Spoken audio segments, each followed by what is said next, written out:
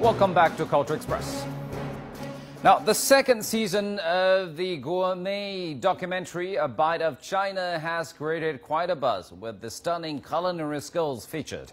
It's particularly cooked up a lot of interest in some specially made noodles from Shaanxi province. Let's head to the small village in northwest China where the locals are the master noodle makers and find out more about the 1,000-year-old technique.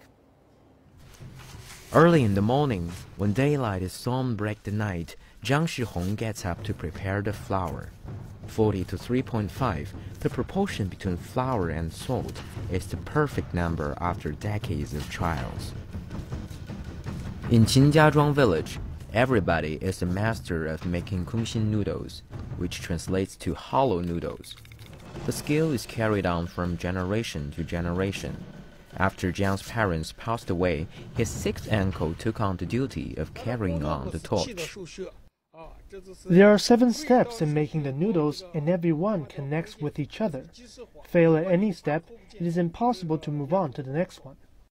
After 2 rounds of fermentation at 2 the next morning, Zhang and his wife start the most essential process. This is the hardest step. Twist the dough and split it into 2. Tie them up on the sticks and press them to make sure they don't drop. No instructions written down or printed. Everything to do with these noodles is learned through word of mouth.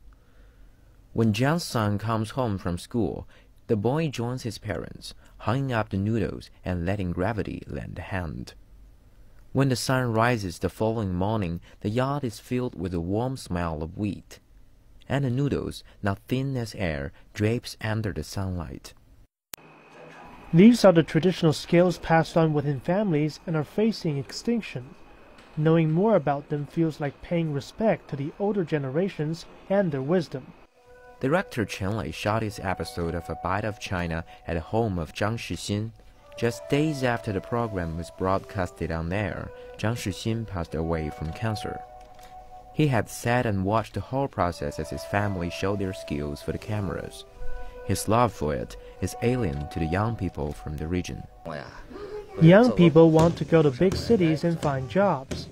They're not interested in learning how to make the noodles. A Bite of China has brought sudden fame and fortune to the noodle makers. However, whether the traditional skill will stay alive, time will tell. 齐北 CCTV